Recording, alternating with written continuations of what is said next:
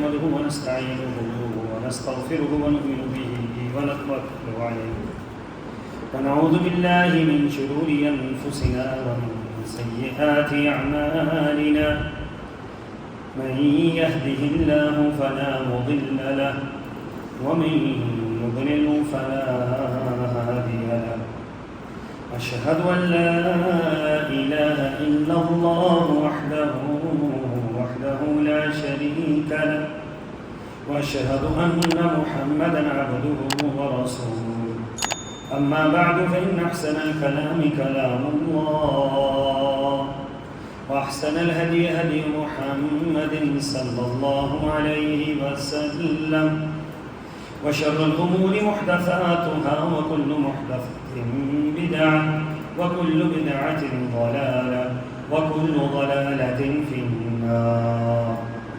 قال الله تبارك وتعالى في القرآن المجيد: أعوذ بالله السميع العليم من الشيطان الرجيم.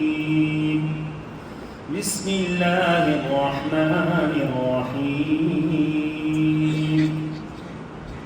هو الله الذي لا إله إلا هو عالم الغيب والشهادة هو الرحمن الرحيم.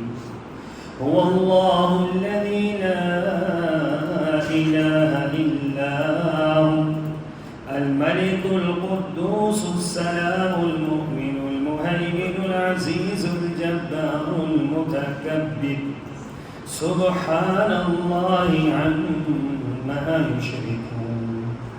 هو الله الخالق البارئ المصور له الأسماء الحسنى يسبح له ما في السماوات والأرض وهو العزيز الحكيم. اللهم صل على محمد وعلى آل محمد كما صليت على إبراهيم وعلى آل إبراهيم إنك حميد مجيد. اللهم بارك على محمد وعلى آل محمد كما باركت على إبراهيم وعلى آل إبراهيم إنك حميد مجيد. سبحانك لا علم لنا إلا ما علمتنا إنك أنت العليم الحكيم. وہ اللہ ہی ہے جس کے سوا کوئی الہ نہیں. وہ غائب اور حاضر ہر چیز کو جاننے والا ہے اور وہ نہایت مہربان اور رحیم ہے. وہ اللہ ہی ہے جس کے سوا کوئی الہ نہیں. وہ بادشاہ ہے، پاک ذات ہے، سراسر سلامتی والا ہے، امن دینے والا ہے، نگہبان ہے اور ہر چیز پر غالب ہے اور اپنا حکم بزور نافذ کرنے والا ہے اور کبریائی والا ہے. اللہ ان باتوں سے پاک ہے جو یہ لوگ اس کا شریک بناتے ہیں. وہ اللہ ہی ہے جو پیدا کرنے والا ہے، سب کا موجد ہے اور صورتیں بنانے والا ہے اور اس کے سب نام اچھے ہیں. آسمانوں اور زمین میں جو مخلوقات ہیں سب اسی کی تسبیح بیان کرتی ہے اور وہ زبردست ہے، وہ حکمت والا ہے. آیت نمبر 22 تا 24 سورہ الحشر. سامعین گرامی، گزشتہ جمعۃ المبارک میں اسماء الحسنہ کی روشنی میں اللہ تبارک و تعالیٰ کی معرفت کے متعلق چند گزارشات پیش کی اور اسی ہی موضوع کو میں آج کے اس خطبہ جمعۃ المبارک کے اندر چند گزارشات پیش کروں گا اس نیت اور اس ارادے کے ساتھ کہ جو کچھ ہم سنتے ہیں اللہ تعالیٰ مجھے اور آپ کو اس پر عمل پیرا ہونے کی توفیق عطا فرمائے اور قرآن و سنت کے موافق اللہ کی منشا اور رسول صلی اللہ علیہ وسلم کی مرضی کے مطابق ہم اللہ کی معرفت حاصل کر سکیں اور اسی معرفت کی بنیاد پر اللہ سے محبت اور اللہ کے دین کو اپنا سکیں۔ سامعین محترم، قرآن پاک میں اللہ تعالیٰ نے بے شمار مقامات پر اپنے اسماء کے بارے میں، اپنی صفات کے بارے میں ارشاد فرمایا۔ ایک جگہ پر فرمایا وَلِلَّهِ الْأَسْمَاءُ الْحُسْنَىٰ فَادْعُوهُ بِهَا، کہ اللہ کے بہت اچھے اچھے نام ہیں اور اللہ کو اس کے اچھے ناموں کے ساتھ پکارو۔ اس پکار سے مراد دو چیزیں ہیں۔ ایک چیز یہ ہے کہ ان ناموں کی معرفت حاصل کرو، ان ناموں کے متعلق اپنا عقیدہ مضبوط کرو اور ان ناموں کے مطابق اللہ کے ساتھ اپنی محبت قائم کرو اور پھر ان ناموں کے وسیلے سے اللہ تعالیٰ سے جو دعا مانگنی ہے اللہ تعالیٰ سے مانگو۔ سب سے بڑا وسیلہ اور سب سے اہم وسیلہ اور جائز وسیلہ وہ اللہ تعالیٰ کے ناموں کا وسیلہ ہے۔ کہ اللہ کا نام ہے رزاق، آپ اللہ سے رزق مانگنا چاہتے ہیں تو آپ اللہ تعالیٰ کے اس نام کا وسیلہ پکڑیں اور اس نام کے ذریعے اللہ تعالیٰ سے رزق طلب کریں کہ اللہ تو رزاق ہے، تیرے علاوہ رزق دینے والا ہے ہی کوئی نہیں، میرا رزق تیرے پاس ہے، چاہے وہ قطرہ ہے چاہے وہ دریا ہے، چاہے وہ ایک دانہ ہے چاہے وہ کروڑوں دانے ہیں، اللہ سب تیرے پاس ہے، اے میرے رب تو اس کو مجھے عطا فرما دے۔ وہ ایک دعا ایک اعرابی کی جو اس نے بیت اللہ کے اندر کھڑے ہو کر مانگی تھی، وہ دعا ایک عجوبہ کائنات ہے۔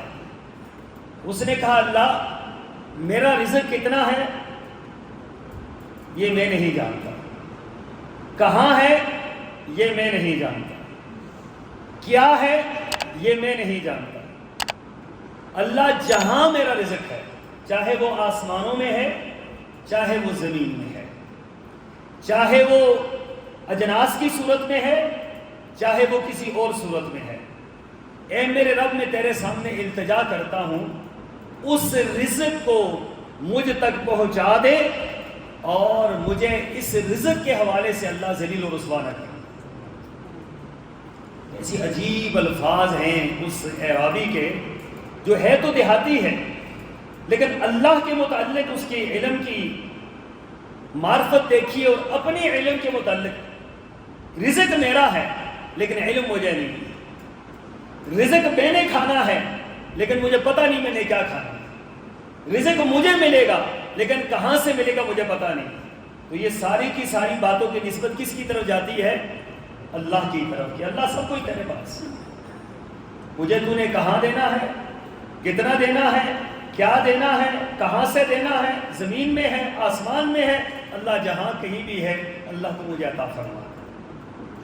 تو اللہ تعالیٰ سے اس کے ناموں کے ساتھ دعا مانگنا اور ناموں کا وسیلہ دے کر دعا مانگنا یہ سب سے بہترین وسیلہ ہے، جس کے بارے میں اللہ تعالیٰ نے خود فرمایا کہ دعا کرو وَلِلَّهِ الْأَسْمَاءُ الْحُسْنَىٰ فَادْعُوهُ بِهَا، کہ جب تم سوال کرو تو اللہ کے اسماء حسنہ سے سوال کرو، اللہ کے اسماء حسنہ کو سامنے لے کر۔ اور ایک حدیث جو بڑی معروف حدیث ہے اور جس کے بارے میں اللہ کے رسول صلی اللہ علیہ وسلم نے فرمایا صحابہ کرام کو کہ تم میں سے کسی کو کوئی غم ہو، کوئی پریشانی ہو، کوئی بڑے سے بڑا مسئلہ ہو اس انداز سے تم دعا کرو، اللہ تعالیٰ تمہاری ہر پریشانی کو دور فرما دے گا۔ اب وہ دعا کیا ہے؟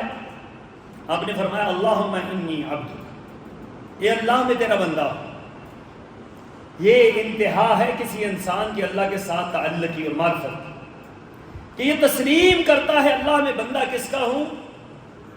اشہد ان لا الہ الا اللہ واشہد ان محمدا عبدہ ورسولہ۔ اللہ میں اس بات کی گواہی دیتا ہوں تیرے علاوہ کوئی معبود نہیں۔ اللہ اس بات کی گواہی دیتا ہوں کہ محمد صلی اللہ علیہ وسلم کیا ہیں؟ تیرے محمد صلی اللہ علیہ وسلم تیرے بندے ہیں۔ یہ کلمے کی ابتدا ہے کہ اللہ کے رسول بھی بندے ہیں، اور آپ اور ہم بھی کیا ہیں؟ ہم بندے ہیں۔ انی عبد، اللہ ہم تیرے بندے۔ اگلی بات کیا فرمائی؟ وابن عبدک، اللہ تیرا جو بندہ ہے ہم اس کے کیا ہیں؟ اولاد ہیں۔ حضرت آدم علیہ السلام کی ہم کیا ہیں؟ اولاد ہیں۔ وابن امتک، اللہ جو ہماری ماں ہے وہ بھی تیری بندی ہے۔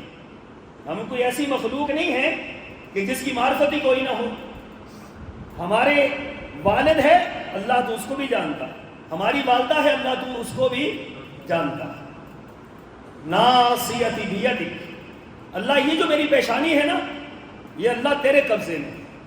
یہ میری پیشانی کسی کے قبضے میں نہیں ہے، یہ پیشانی تیرے قبضے میں ہے۔ یہ عقیدہ بیان ہو رہا ہے کہ اللہ یہ پیشانی اگر کبھی جھکے گی تو تیرے سامنے جھکے گی، کبھی اگر گرے گی تو تیرے سامنے گرے گی۔ یہ پیشانی بہت اونچی جگہ ہے، یہ چمکتی ہوئی جگہ ہے، ہر ایک کے سامنے سے جھکایا نہیں جا سکتا۔ ناک کو ہر ایک کے سامنے رگڑا نہیں جا سکتا۔ ناک کسی دور میں اساتذہ جب سزا دیتے تھے تو کیا کہتے تھے؟ ناک رگڑو۔ اس کا معنی کیا ہے؟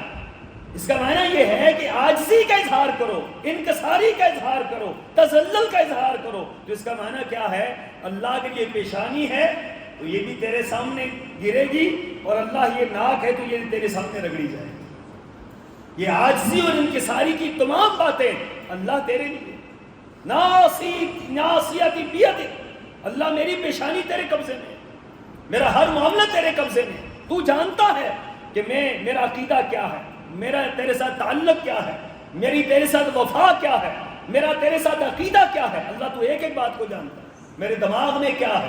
ناصیتی بیدک، میرے دماغ میں اگر میں مانگ رہا ہوں نا اللہ سے کہ اللہ تو عطا کر دے، لیکن میرے دل میں کوئی بابا موجود ہے، دل میں کوئی پیر موجود ہے، کوئی مردہ اور زندہ موجود ہے، کسی کی محبت سے معمور ہے، اور میرا یہ نظریہ ہے کہ وہ دے گا وہ دے گا وہ دے گا، تو یہ ناصیتی بیدک نہیں ہے، یہ تو اللہ سے جفا ہے، یہ اللہ کی توہین ہے کہ ہم نے دماغ میں کچھ اور رکھا ہوا ہے اور زبان پہ کچھ اور لے کر آ گئے۔ تو ناصیتی بیدک، اے اللہ میری پیشانی تیرے ہاتھ میں۔ ماضٍ فی حکم، اللہ میرے ہر معاملے میں تیرا حکم چلتا ہے۔ میرے ہر زندگی کے معاملے میں حکم کس کا ہے؟ یہ عاجزی کی انتہا ہے، اس کو آخر میرے ہر معاملے میں تیرا حکم چلتا ہے۔ میری کوئی بات میری نہیں ہے، میری ہر بات تیری ہے۔ میرا کوئی مسئلہ میرا نہیں ہے، میرا ہر مسئلہ تیرا ہے۔ میرے کوئی معاملہ میرا نہیں ہے، اللہ میرا ہر معاملہ تیری طرف ہے۔ تو ماضٍ فی حکم عدل فی قضاء، فرمایا اللہ تیرا ہر فیصلہ عدل پر مبنی ہے جو تو نے میرے متعلق کیا ہے۔ اللہ کی رضا پہ راضی رہنا اس دعا کے اندر سکھلایا گیا ہے کہ اللہ جو تو نے میرے متعلق فیصلہ کیا ہے اس فیصلے پر میں کیا ہوں۔ اللہ اگر تو نے فیصلہ کیا کہ مجھے دولت ہے، مجھے دولت مند بنانا ہے تو میں راضی ہوں۔ اللہ تو نے فیصلہ کیا ہے مجھے فقیر بنانا ہے، اللہ میں فقر پہ بھی راضی ہوں۔ اللہ تو نے اگر فیصلہ کیا ہے کہ تجھے صحت مند تندرست توانا بنانا ہے، اللہ میں اس میں بھی راضی ہوں۔ اللہ تو نے اگر فیصلہ کیا ہے اس کو بیمار کر دینا ہے، عاجز بنا دینا ہے، اللہ میں اس فیصلے پر بھی راضی ہوں۔ سبحان اللہ، یہ جو رضا ہے نا، رضا بالقضاء، کہ اللہ کے فیصلوں پر راضی رہنا، یہ اللہ کی معرفت والوں کو حاصل ہوتی ہے۔ جو اللہ کی معرفت رکھتے ہیں، اللہ کی محبت دل میں رکھتے ہیں۔ حضرت ایوب علیہ السلام کو کون سی بیماری نہیں لگی؟ کون سی بیماری ان کو نہیں لگی؟ سارا خاندان چھوڑ گئے، قوم قبیلہ چھوڑ گئے، ایک بیوی رہ گئی خدمت کے لیے، اور ایک وقت وہ بھی آیا کہ 10 سال کے بعد اس بیوی نے بھی کچھ باتیں کہنی شروع کر دی۔ کہ ہم کچھ کریں، آپ کے علاج کے متعلق کچھ کریں۔ اس سے پہلے حضرت ایوب نے زبان سے ایک جملہ نہیں فرمایا، ایک جملہ، 10 سال کی بیماری، نعمتوں کا ختم ہونا، ہر چیز کا ختم ہونا، لیکن اللہ کی رضا پر وہ کیا تھے؟ وہ راضی تھے کہ اللہ تیری رضا پہ راضی۔ یہ ہے وہ عدل فی قضائک، اللہ جو تو نے فیصلہ کیا اس فیصلے پر میں راضی ہوں۔ ہماری زبان سے کیا جملے نکلتے ہیں؟ ہماری زبان سے وہ جملے نکلتے ہیں جس سے رب ناراض ہو جاتا ہے، جس سے رب کی معرفت ہمیں حاصل نہیں۔ ہم سمجھ نہیں رہے ہوتے ہم کس کے متعلق یہ بات کر رہے ہیں اور کیوں کر رہے ہیں، کس حیثیت سے کر رہے ہیں۔ تو حضرت ایوب علیہ السلام کو قرآن نے اِنَّا وَجَدْنَاهُ صَابِرًا، کہ ہم نے اس کو صبر والا پایا، اور ایسا صبر والا کہ زندگی کے ایک لمحے بھی انہوں نے اپنے رب کے فیصلوں کے سامنے یہ نہیں کہا اللہ میرے ساتھ کیا ہوگا۔ اور پھر قرآن کے پھر الفاظ کیا ہیں؟ اسألک بکل اسم ہوا لک سمیت بہ نفسک، اے اللہ تجھ سے میں ہر تیرے اس نام سے سوال کرتا ہوں، اس نام کے ذریعے سے سوال کرتا ہوں جو تو نے اپنے نفس کے لیے رکھا ہے۔ اللہ نے اپنے نام رکھے، اللہ نے اپنے نام رکھے، اللہ نے اپنی صفات رکھی ہیں، اور اللہ ہر اس صفت کے ساتھ، ہر اس نام کے ساتھ تجھ سے سوال کرتا ہوں جو تو نے اپنے لیے خود رکھا ہے، لوگوں نے نہیں رکھا۔ آپ اور ہم اللہ کا کوئی نام رکھ سکتے؟ بھگوان اللہ کا نام نہیں ہے، خدا اللہ کا نام نہیں ہے، دیوتا اللہ کا نام نہیں ہے، یہ اللہ کے نام کے ساتھ توہین ہے۔ اللہ کا نام وہی ہے جو اللہ نے خود اپنے لیے پسند کیا ہے، اور اللہ کا سب سے بہترین نام اللہ تعالی ہے جو اللہ کو سب سے زیادہ پسند ہے۔ اس لیے سب سے زیادہ اگر کسی نام کو قرآن میں استعمال کیا گیا ہے تو وہ لفظ کیا ہے؟ اللہ۔ یہ لفظ جو ہے یہ انسان کے دل کے اندر اتر جائے تو ساری باتیں حل ہو جاتی ہیں، انسان اس کو سمجھ جائے کہ لفظ اللہ کی معرفت کیا ہے۔ تو فرمایا کہ اللہ ہر اس نام سے سوال کرتا ہوں جو تو نے اپنے لیے پسند کیا ہے۔ او انزلتہ فی کتابک، اللہ ہر اس تیرے نام سے سوال کرتا ہوں جو تو نے اپنی کسی کتاب میں اتارا ہے، قرآن میں، تورات میں، انجیل میں، زبور میں، کسی کتاب میں تو نے اپنا نام نازل کیا ہے، اس سے بھی میں تیرے سامنے سوال کرتا ہوں۔ او علمتہ احدا من خلقک، یا اللہ تیرا وہ نام جو تو نے اپنی مخلوق میں سے کسی کو سکھلا دیا ہے، اللہ اس کے ذریعے میں تجھ سے سوال کرتا ہوں۔ ہو سکتا ہے کسی مخلوق کو اللہ نے کوئی نام سکھلا دیا ہو اور آپ کے اور میرے علم میں نہ ہو، لیکن رسول اللہ صلی اللہ علیہ وسلم دعا کیا بتلا رہے ہیں؟ اللہ اس نام کے ساتھ جو تو نے اپنی مخلوق میں سے کسی کو بتلایا ہے اس سے میں تیرے سامنے سوال کرتا ہوں۔ اب استأثرت بہ فی علم الغیب عندک، یا اللہ وہ نام جو تیرے علم غیب میں تیرے پاس تیرا نام موجود ہے، اللہ اس کے ذریعے میں تجھ سے سوال کرتا ہوں۔ اللہ اکبر، کیا عظیم دعا ہے اور کیا فصیح دعا ہے اور کیا بلیغ دعا ہے۔ پھر آگے کیا فرمایا؟ ان تجعل القرآن ربیع قلبی، اے میرے رب ان ساری باتوں کے بعد ساری اسماء اور صفات کو سامنے رکھ کر اللہ سے سوال کیا ہو رہا ہے؟ سوال یہ ہو رہا ہے ان تجعل القرآن ربیع قلبی، اے اللہ اس قرآن کو میرے دل کی بہار بنا۔ یہ جو قرآن ہے نا، یہ آپ کے دل کی بہار ہونی چاہیے، آپ کے دل کی بہار، آپ کے دل کا اطمینان، آپ کے دل کی خوبصورتی، اللہ کی معرفت، رسولوں کی معرفت، آخرت کا علم اور آسمانوں اور زمینوں کا علم، یہ ساری کی ساری چیزیں کس میں اللہ نے رکھ دی ہیں؟ اس قرآن میں اللہ نے رکھ دی۔ ان تجعل القرآن ربیع قلبی، ربیع کہتے ہیں ایسی فصل کو جس کے اندر بہار ہی بہار ہو، جس کے اندر خوشبو ہی خوشبو ہو، جس کے اندر خوبصورتی ہی خوبصورتی ہو۔ اللہ اس قرآن کو میرے دل کی بہار بنا۔ وَنُورَ صَدْرِي، اے میرے رب اتنے جو میں نے تیرے سامنے تیری صفات اور تیرے ناموں سے میں نے تجھ سے سوال کیا ہے، تو میری دوسری گزارش کیا ہے؟ اللہ قرآن کو میرے دل کا کیا بنا دے؟ نور بنا دے، میرے دل کی روشنی بنا دے۔ ایک ہوتی ہے آنکھوں کی روشنی، آنکھوں کی روشنی بعض اوقات کم بھی ہوتی ہے، کمزور بھی ہوتی ہے، ختم بھی ہو جاتی ہے، لیکن دل کی روشنی کبھی ختم نہیں ہوتی۔ دل کی روشنی جس کو اللہ تعالیٰ عطا کر دے، آنکھوں کی نہ بھی ہو تو دل کی روشنی سے بندہ کامیاب ہو جاتا ہے، دل کی روشنی سے بندہ منزل تک پہنچ جاتا ہے، مقصود تک پہنچ جاتا ہے۔ تو فرمایا کہ وَنُورَ صَدْرِي، اے میرے رب میرے دل کو تو نور عطا فرما دے، اور میرے دل کو، اس قرآن کو میرے دل کا نور بنا دے۔ وَجَلَاءَ حُزْنِي وَذَهَابَ هَمِّي، اے اللہ میرے غموں، میری پریشانیوں، آمدہ پریشانی ہیں، جو گزر گئی ہیں وہ غم ہیں، جو آنے والی مشکلات ہیں، اللہ ساری کی ساری اس دعا کی وجہ سے اللہ مجھ سے دور فرما دے۔ تو رسول اللہ صلی اللہ علیہ وسلم کیا فرماتے ہیں؟ فرمایا جو شخص یہ دعا مانگے گا، اس انداز سے دعا مانگے گا، اللہ تبارک و تعالی ہر پریشانی سے اس کو نجات عطا فرمائے۔ تو اس دعا کے اندر کمال کیا ہے؟ اللہ کے ناموں کا کمال ہے، اللہ تعالیٰ کی صفات کا کمال ہے کہ آپ اللہ سے دعا مانگ رہے ہیں اس کے ناموں کے ذریعے، اور اس کے ناموں کو سامنے رکھ۔ اسی طریقے سے رسول اللہ صلی اللہ علیہ وسلم کی ایک اور حدیث، حضرت ابو ہریرہ اس کے راوی، وہ فرماتے ہیں ان للہ تعالی 99 اسما، فرمایا کہ من احصاها دخل الجنہ، اللہ تعالیٰ کے 99 نام ہیں۔ یہ محصور نہیں ہے اللہ تعالیٰ کی بات کہ اللہ کے 99 ہی ہیں، یہاں بتلائے گئے کہ اللہ کے 99 نام ہیں۔ اس کا معنی کیا ہے کہ اللہ تعالیٰ کے نام تو بے شمار ہیں، لیکن اللہ تعالیٰ کے جو چنے ہوئے نام ہیں وہ کیا ہیں؟ وہ 99 ہیں۔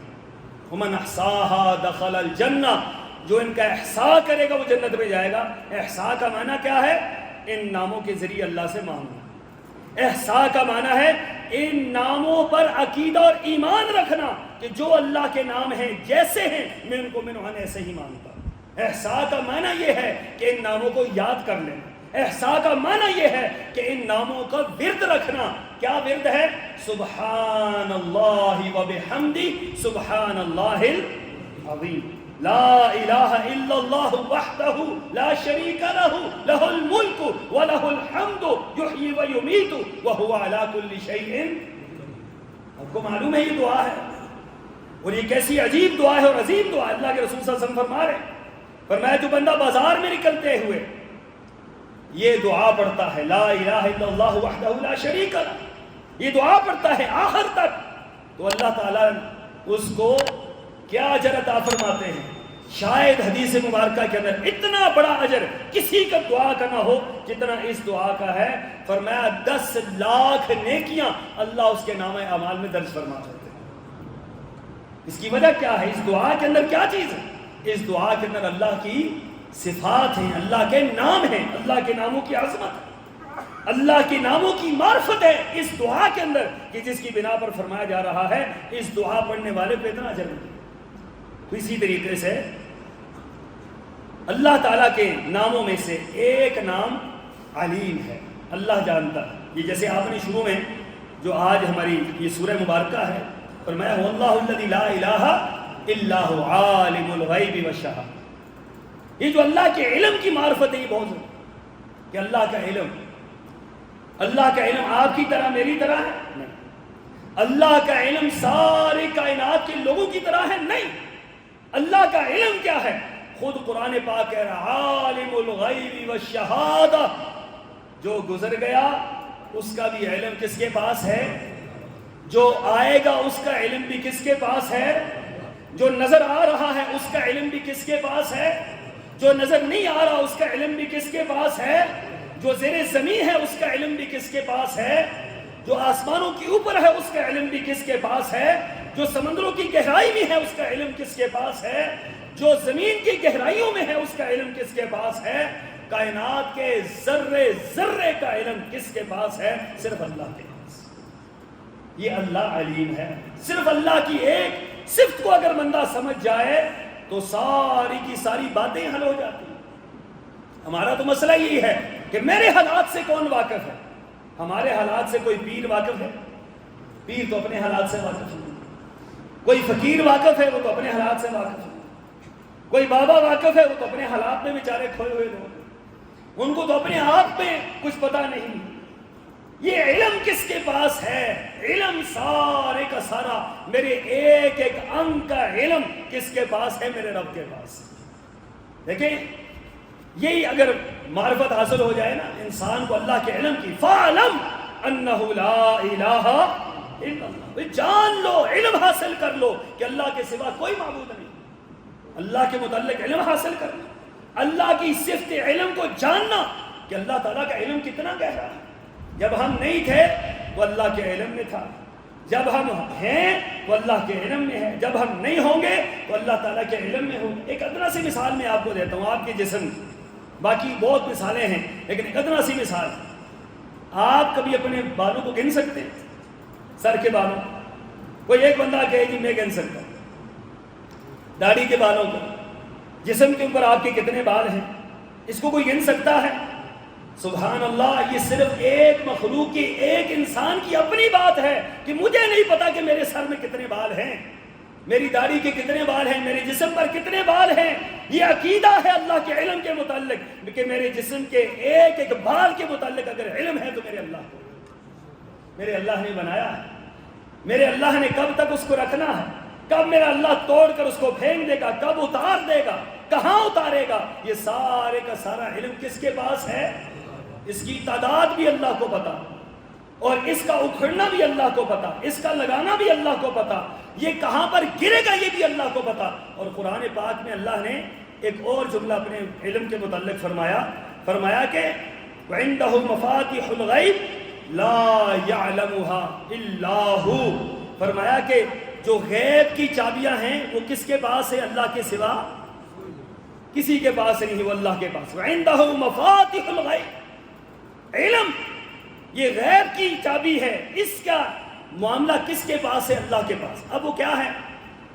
خود قرآن کہہ رہا ہے وَيَعْلَمُ مَا فِي الْبَرِّ وَالْبَحْرِ، وہ جانتا ہے خشکی میں کیا ہے اور تری میں کیا ہے، خشکی میں کتنی مخلوقات ہیں اور کس مخلوق کی کتنی تعداد ہے، مچھلیوں کی تعداد، خرگوشوں اپنا اس کی مگرمچھوں کی تعداد، جو مخلوقات اللہ تعالیٰ نے اس کے اندر رکھی ہیں ان کی تعداد، ان کے کھانے پینے کی تعداد، ان کے پانی کی تعداد، کیا کچھ اس کے اندر موجود ہے، یہ سارے کا سارا علم کس کے پاس ہے؟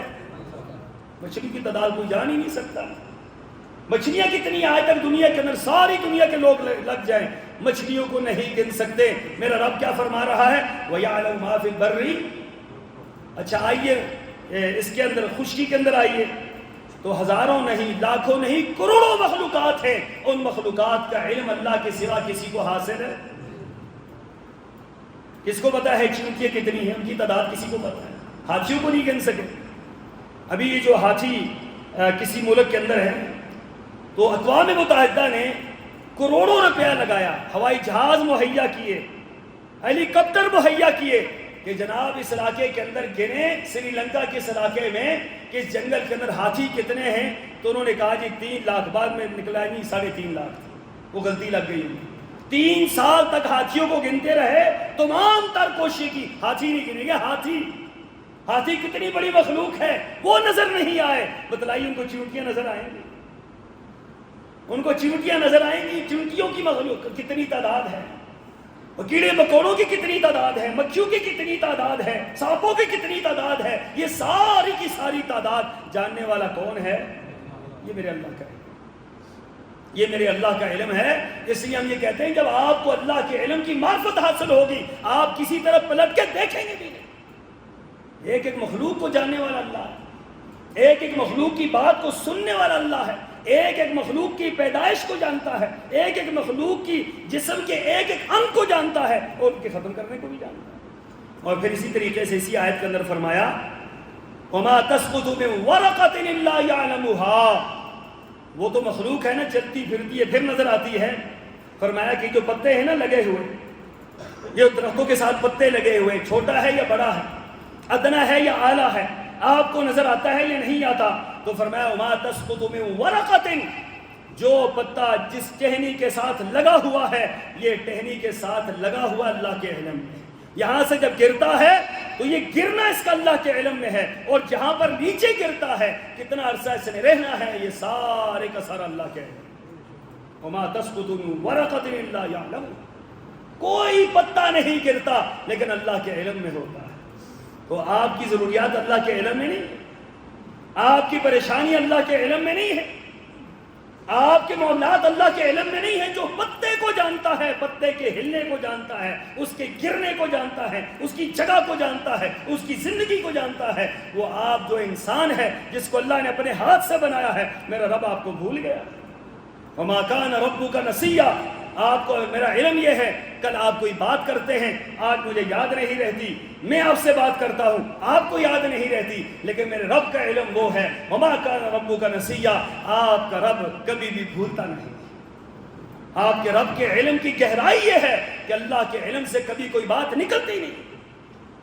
اس لیے فرمایا وما تسقط من ورقۃ الا یعلمها. اگلی بات اس سے بھی بڑی عجیب ہے, ولا حبۃ فی ظلمات الارض. میں یہ تو زمین کے اوپر ہے نا ساری مخلوقات, اب زمین کی گہرائی میں, زمین کے پہنائیوں میں, زمین کی انتہا میں ایک دانہ, کالا دانہ موجود ہو, اس کالے دانے کو بھی جاننے والا کون ہے؟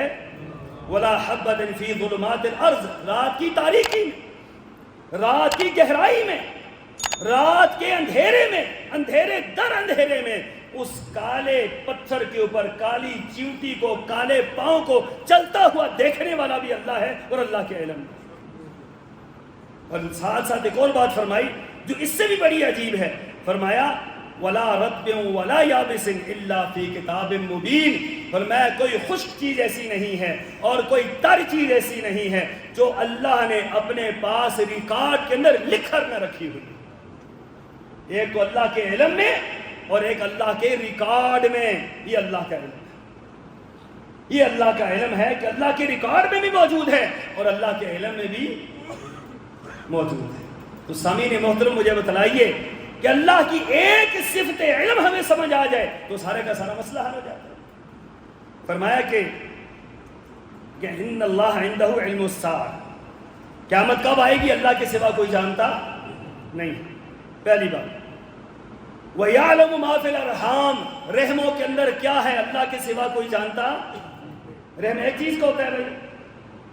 وَيَعْلَمُ مَا فِي الْأَرْحَامِ, ارحام رحم کی جمع ہے. ارحام سے مراد چیمٹی سے لے کر ہاتھی تک کا رحم, انسانوں سے لے کر جتنی مخلوقات ہیں سب کے رحم میں بیک وقت دیکھ کر, جھانک کر, ہر چیز کو دیکھنے والا, اس کا علم رکھنے والا اللہ کے سوا کوئی نہیں. کتنے پیدا کرنے ہیں, کہاں پیدا کرنے ہیں, ان کی عمر کتنی ہے, ان کی زندگی کتنی ہے, کب ان کو فوت کرنا ہے, کب وہ دنیا سے چلے جائیں گے, ان کو کھلانا کیا ہے, پلانا کیا ہے, باقی معاملات کیا ہے. وَيَعْلَمُ مَا فِي الْأَرْحَامِ, رحموں کے اندر جو کچھ ہے اس کا علم کس کے پاس ہے؟